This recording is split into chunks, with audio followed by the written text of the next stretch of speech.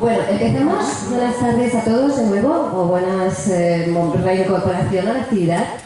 Vamos a seguir con la presentación de las dos ponentes que nos quedan esta mañana, que estaban en el cartel. Y bueno, la primera de ellas es Brigitte. Brigitte es mamá, tiene un proyecto precioso de terapia psicocorporal, núcleo y movimiento. Y lo que vamos a hacer es hablar con ella para que nos explique en su contenido curricular qué significado tiene este mundo de las pantallas y por qué es importante y por qué está ella aquí. Brigitte, te presentas además un poquito más si tú quieres destacar algo en especial y pasamos a responder a esa primera pregunta que te hago. Vale. No solo soy mamá, gracias por la presentación, Elena. También soy abuela. Mi nieta ya tiene 10 años y el tema pantallas empieza a ser importante. Yo había pensado primero haceros una pregunta a vosotros, al público. Si vosotros pensáis que las pantallas modifican el desarrollo de una identidad sexual y de género sana, o si fomentan la afición a la pornografía o las perversiones o la violencia, es decir, las pantallas por existir hacen eso. No. Emitiendo esas cosas que emiten, ¿hacen eso? Emitiendo eso sí. Una pantalla apagada no. Yo diría, depende. Otra, ¿todos los niños sintonizan habitualmente con este tipo de contenido sexual perverso o con la violencia que ven? Vais diciendo que no. Esto es así, es decir, no todos los niños les llega igual, aunque vean cosas así, y esto, claro, ¿de qué depende esto? ¿De su genética? ¿O de su entorno? ¿O de entorno de lo que vive, el ambiente, lo que pasa en casa, lo que es la familia? ¿No? Es decir, que al final, de lo que depende es esto, es lo que hacéis los padres, ¿no? con vuestros hijos en casa. Y esto es lo más importante. Aunque vean contenido no apropiado, seguramente no va a sintonizar con ellos si en casa lo que ven son otras cosas. Si los padres están ahí encima de una manera responsable. Que estar encima no quiere decir controlar, es el control, ¿no? Ahora lo voy a explicar un poco más. El desarrollo de la identidad es siempre un proceso natural. Quiere decir que se da sí o sí, ¿no? Porque está genéticamente programado. Tenemos también unos instintos como mamíferos que somos, ¿vale? Que son los mismos instintos que tienen los animales. Y el primero es el de supervivencia, ¿no? Tenemos que sentir que podemos sobrevivir, que estamos seguros, que no corremos peligro, ¿no? ¿Y quién nos tiene que dar esta seguridad? ¿Quién tiene que satisfacer este instinto? Pues sobre todo mamá al principio cuando es muy pequeño el bebé y papá también, ¿no? O sea, los mamás o los papás, pero la madre, digamos, que ha gestado al niño, ¿no? Es la figura más cercana biológicamente, ¿no? Porque su cuerpo está preparado para eso. Entonces esta seguridad es el primer instinto de supervivencia. Hay otro instinto que tiene que ver con la nutrición, ¿no? Igual que los mamíferos, ¿no? Y buscan la teta y tal, pero no solamente es este tipo de nutrición, sino también es la nutrición afectiva. ¿Sí? Entonces esto también se ve en los animales, ¿no? Que están allí y jamás un animal va a rechazar a una cría pequeñita, no la va a echar para atrás, sino le va a dar este afecto, esta nutrición. Pero después tenemos otro instinto que va a llegar sí o sí, que es el de autonomía. Si nos fijamos en los animales, ¿no? Que hay momentos que se empiezan a alejar, ¿no? Empiezan a explorar el entorno, empiezan a adquirir unas capacidades y quieren tener una autonomía. Ninguna mamá mamífero le va a prohibir a su cría a ser autónoma, ¿no? Y esto está pasando aquí en nuestra sociedad, que estamos prohibiendo, por un lado no le estamos dando la nutrición afectiva suficiente y por el otro lado les estamos prohibiendo también explorar el entorno y desarrollar una identidad segura propia, como diferenciándose el niño de la madre o del padre, ¿no? Es como decir, yo soy diferente a como sois vosotros. Claro, esta fase empieza sobre todo a partir de los 6 o 7 años. En realidad todo esto es cíclico, pero aquí no puedo entrar en esto, sería demasiado largo. Entonces, esta fase de la autonomía, ¿vale?, es muy importante, que por un lado hay que permitirles que exploren y que sean autónomos, ¿no?, sin estar encima controlando, ¿no?, y por otro lado tienen que tener una cierta seguridad ahí en esta autonomía, ¿no?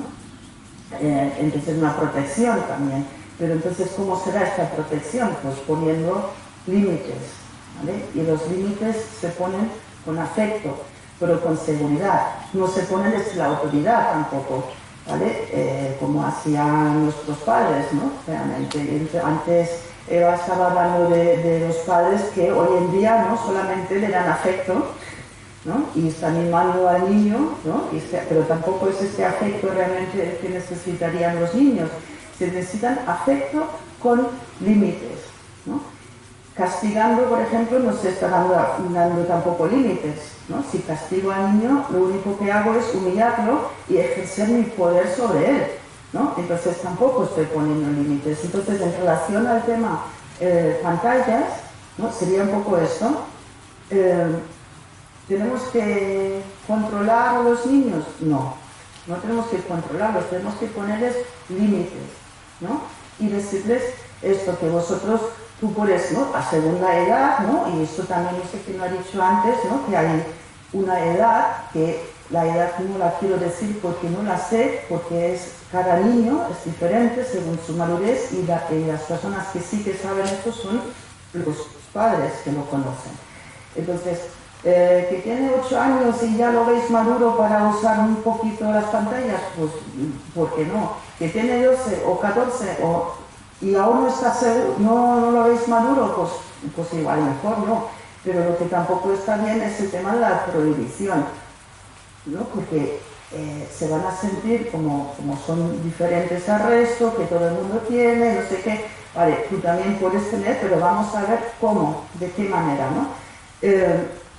Conozco, por ejemplo, un caso que no tiene directamente que ver con las pantallas, pero es bastante claro, ¿no? Una madre que le decía a su hija que de comer dulces, nada, pero prohibido. Y se pasó toda la infancia sin poder probar dulces, de estos de chuches y cosas así, cuando empezó a tener su propio dinero, con 13, 14 años, lo primero que hacía era ir a comprar chuches cada día y gastarse todo el dinero en esto, ¿no? Entonces, prohibir una cosa es lo que atrae al final al niño también a hacer eso, ¿no?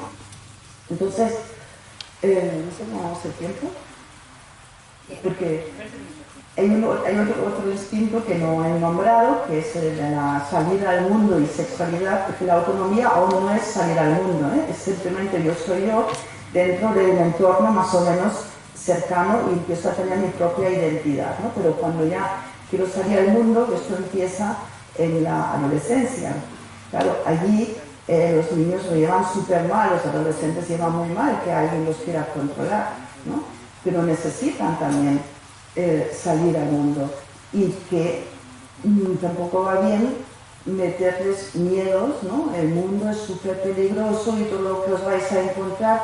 Esta no es la manera de ayudarles a salir al mundo, ¿vale? ¿Cuál es la manera? Pues que ellos justamente sepan quiénes son, qué es lo que les gusta, que los hayamos podido criar en la autoconfianza y con la capacidad de decir que no. ¿Vale? ¿Esto dónde se aprende? Pues en realidad que se empieza a aprender a partir de los 2 años o incluso antes, ¿no? En la edad del no, ¿no? Cuando tienen las pataletas, ¿no? Y cuando dicen unos no que parecen absurdos a veces, ¿no? Que hace mucho frío, pero yo no me quiero poner la chaqueta, no me la pongo, ¿por qué no me la pongo, no? Y es simplemente como una especie de lucha de poder, que donde entran los padres al final, en esta lucha de poder. ¿Qué más da? Me llevo la chaqueta del niño pequeño en la mano, y cuando sale a la calle y empieza a sentir en su cuerpo, a registrar que tiene frío, pues entonces ya me la pedirá, ¿no? Entonces es absurdo entrar en luchas de poder con un niño pequeño, pero sí que le podemos apoyar y decir, oye, tú puedes decir que no. No es malo decir que no, al contrario. Y esto se tiene que poder decir a los padres también, porque los padres son nuestra primera autoridad. Entonces, si a nuestra primera autoridad no le podemos decir que no, ¿cómo le vamos a decir que no a las siguientes autoridades? Por ejemplo, a un maestro, ¿no?, que me quiere decir que tú no te puedes levantar ni en un momento de tu silla, ¿no?, y tienes que estar aquí. No, pero yo no me siento bien, necesito moverme, ¿no? No me dejes aquí sentada. ¿O cómo le voy a decir que no a una persona, ¿no?, a través de las pantallas, como decía antes el abogado, ¿no?, que me está diciendo que le haga una foto conmigo ahí bailando o desnudo? Igual no me voy a atrever ni siquiera a decirle que no, ¿no? Entonces, esa capacidad de decir que no se genera al inicio de la infancia. Y es una cosa que tenéis que hacer los padres con los niños, ¿no? Entonces, todo el tema del desarrollo de la sexualidad, llevan los padres entregando esta responsabilidad desde hace muchísimos años a los colegios, ¿vale? La mayoría de los padres no se hacen responsables de esto porque no saben. En otras generaciones, ¿no?, anteriores, como la mía, pues esto era un tema tabú y simplemente no se hablaba ni en el colegio, ni en casa, en ningún sitio, ¿no? Pero hoy en día los padres siguen sin saber cómo hablar de estos temas, ¿no? Entonces lo delegan al colegio y también a las pantallas, y al final los niños ¿dónde aprenden eso?, ¿no? Entonces es muy importante que los padres sepáis cómo hablarles de esto, porque en realidad tampoco es que hay que hablarles de la sexualidad, es que no hay que hablarles absolutamente de nada, simplemente hay que estar abiertos, esperar y a ver, ¿no?, observar también y a ver si en algún momento hacen alguna pregunta en relación a la sexualidad. Entonces tenemos que tener como padres la capacidad de contestar con tranquilidad, con apertura, sin ningún tipo de juicio, sin culpabilizar ni nada de todo esto. Claro, ¿qué padres saben hacer esto? Casi ninguno de nosotros sabe hacer esto, porque tampoco nuestros padres lo hicieron. Entonces, claro, lo que yo me dedico mucho es a dar cursos, clases, y he hecho también escuelas de padres, ¿no?, donde hablamos de esto, donde intentamos ver, ¿no?, qué me pasa a mí como madre o como padre, ¿no?, qué me pasa a mí con este tema, qué tipo de sexualidad tengo yo, ¿no? ¿Cómo me identifico, por ejemplo, con mi sexualidad, ¿no? Como ahora está de moda el tema este de identidad de género, ¿no? Yo estoy muy bien con mi identidad sexual. ¿Qué prácticas sexuales hago, ¿no? ¿Son sanas o tengo algún tipo de perversión? Porque aunque a lo mejor, ¿no?, lo típico, porque la pornografía, por ejemplo, es una cosa muy accesible de siempre, no es que ahora sea más accesible, bueno, quizás ahora con más facilidad aún, pero siempre ha habido, ¿no?, el papá que tenía la revista escondida en la mesita de noche y los hijos en algún momento la encuentran, ¿no? O los kioscos, ¿no?, que antes ponían las revistas ahí en los cristales y tal. Bueno, el acceso siempre ha habido, pero entonces, ¿cómo hacemos para que un hijo no caiga en esto? Pues tenemos que ser sobre todo un buen ejemplo, tenemos que tener por un lado conocimiento, ¿no?, de nosotros mismos, cómo me relaciono yo con mi sexualidad, conocimiento de lo que es el desarrollo sano, ¿no?, psicocorporal y emocional de los hijos. Tenemos que tener al menos estos dos conocimientos y luego deberíamos ser buenos ejemplos, ¿sí? Aunque escondamos esta perversión, no solamente la pornografía, porque hay perversiones, hay muchísimas, promiscuidad, sadomasoquismo, que parece que está como súper de moda y todo, ¿no? Que hay este libro de las sombras de Grey, no sé qué, parece que la mayoría de las mujeres se han aficionado a este tipo de libros y de lecturas y bueno, yo me flipé que hace unos años, cuando hace muchos años trabajaba de profesora y había alumnas mías comentando que a sus mamás les encantaba este libro.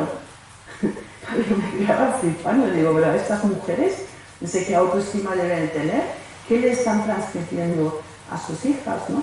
Entonces las prácticas sexuales y las perversiones sexuales que podamos tener como adultos, aunque los queramos esconder a nuestros hijos, estos hijos lo van a pillar. Y eso entonces le van a decir que es la genética. No, no, no es la genética, es lo que perciben de nosotros, ¿vale? Entonces,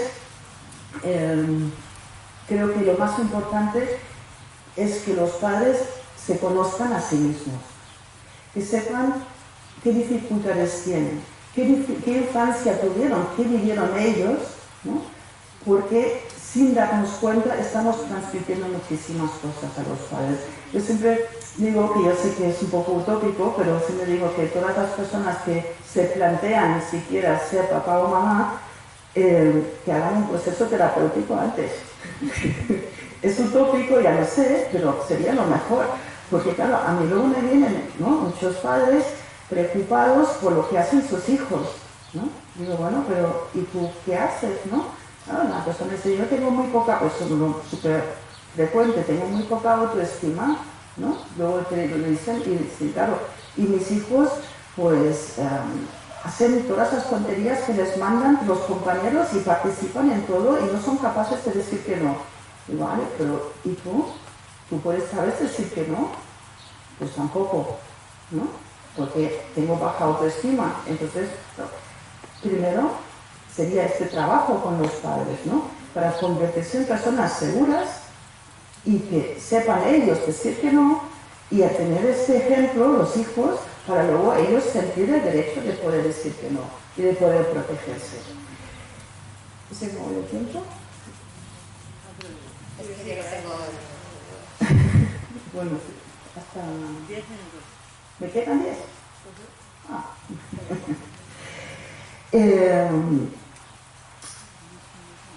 Vale.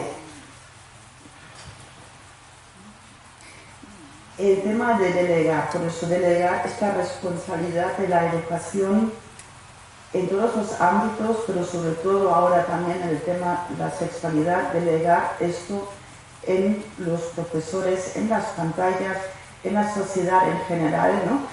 En la escuela, retirarse los padres de esto es lo peor que se puede hacer, ¿vale? Siempre ha habido, ¿no?, perversiones, siempre ha habido también tema pornografía, todo esto no es la primera vez, ¿no?, que estamos hablando de esto, pero tenemos que ayudarle a nuestros hijos justamente con el ejemplo, que puedan siempre vivir lo que es la sexualidad junto al afecto, ¿sí? Que no empiecen a separar solamente la sexualidad, ¿no?, y vamos bueno, no quiero decir la palabra, pero, ¿no?, como la sexualidad como algo negativo, algo desconectado del afecto, ¿no?, de la relación. Entonces, esto solamente se puede transmitir a través de cómo nos relacionamos nosotros como adultos, ¿no? Si tienen si los niños tienen unos papás, ¿no?, que donde la mamá, por ejemplo, le habla con un desprecio al padre, ¿no?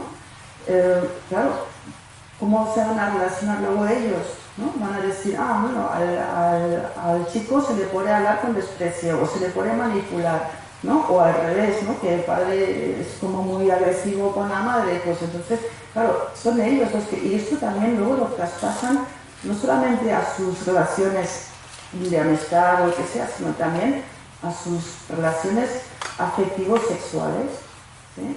Y se creen que el amor es eso, y el amor es otra cosa, ¿sí? El amor, la sexualidad tiene que ir siempre acompañado de afecto. Entonces, si un niño ve esto en casa, que eso está pasando, que hay este respeto, ¿no?, aunque pueda haber conflictos, siempre los hay, ¿no?, pero ¿cómo papá y mamá resuelven el conflicto? ¿Lo hacen con afecto? Igualmente, pueden hablarse con respeto, aunque no tengan la misma opinión, ¿no? Entonces, si ven esto en casa, difícilmente van a lo que he preguntado antes, ¿no?, como sentir como una afinidad a un trato vejatorio, ¿no?, a una prostituta ¿no?, o la mujer, difícilmente van a sintonizar con eso, porque ven otras cosas en casa. Y esto, si lo pueden ver, si pueden asociar esto a una relación, ¿no?, de amor, pues no van a querer este tipo de relaciones. Entonces, claro, aunque les metan pornografía y de repente les aparece en alguna pantalla esto, así, como, ¿esto qué es? ¿No? Como que esto no va conmigo, ¿no? Entonces, podemos decir que los padres son realmente los responsables de proteger a sus hijos, ¿no? Y porque yo diría, os conocéis supongo que la famosa frase de la ministra Cela, ¿no? Que dijo que los hijos son del Estado, pues yo diría a esta señora que no, que los hijos son de los padres. Pero los padres lo tenéis que reivindicar porque si no, a lo mejor os van a quitar esta responsabilidad si no la cogéis. Si no decís, no, yo, eso es lo que decía, por ejemplo, el PIL parental, ¿no? Es el que yo quiero saber lo que está pasando con mi hijo, ¿no? Entonces, hago unas preguntas para reflexionar, porque creo que no va a dar tiempo de contestarlo todo. La pregunta es, ¿cómo ser padres y madres responsables? ¿No? Que cada uno se lo pregunte, ¿no?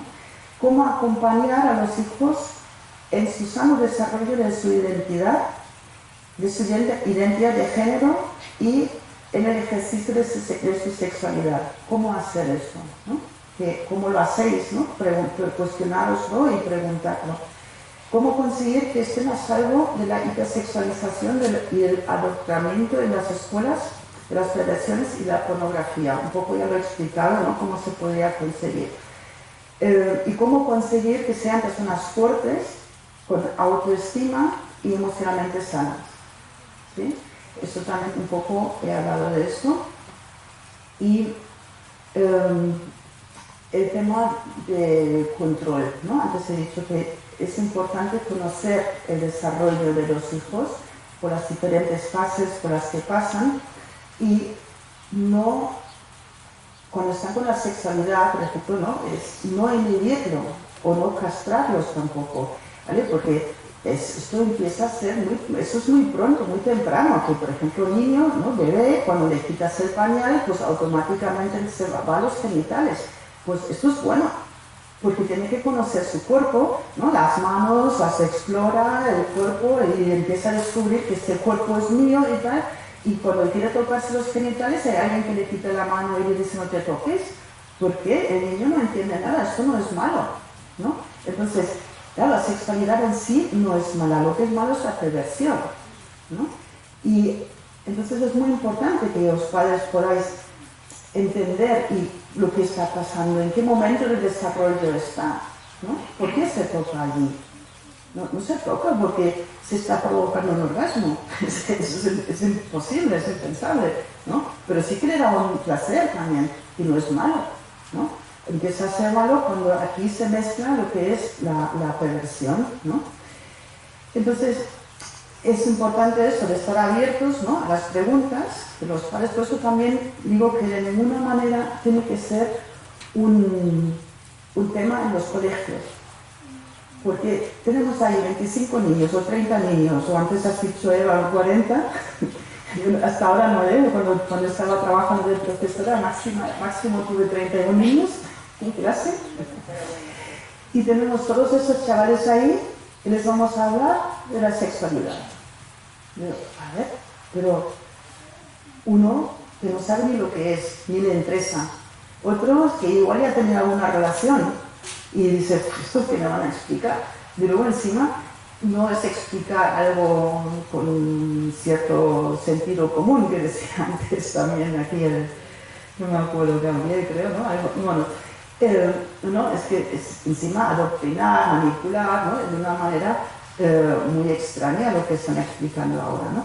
Pero además tenemos que pedirle a los niños que públicamente, es decir, con 30 o no sé cuántos compañeros más, hablen ellos de su sexualidad.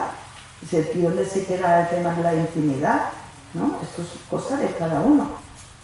Y entonces ellos, es como invitarlos también, ¿no? Cuando el tema de las pantallas, dicen, oh, mira lo que he visto, jojo, mira, ¿no?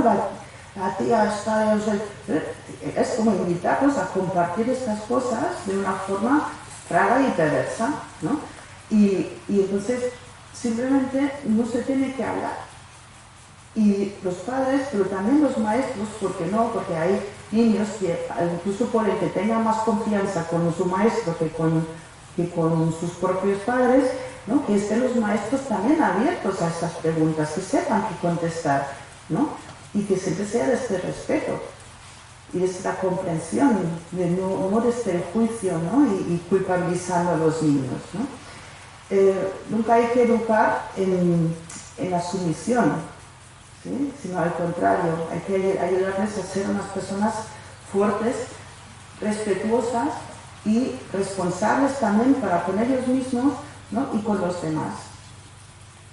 Entonces, yo me gustaría acabar con una frase que sería: si confiamos en la vida, si confiamos en las capacidades naturales de los niños, si los acompañamos en su desarrollo sin juzgar y controlar, pero sí con afecto, amor y límites, y si cuando no sabemos cómo hacerlo buscamos ayuda terapéutica, entonces tendremos hijos que no caerán en ningún tipo de perversión o violencia, y tendremos hijos fuertes y seguros de sí mismos, y tendremos hijos sanos en todos los aspectos.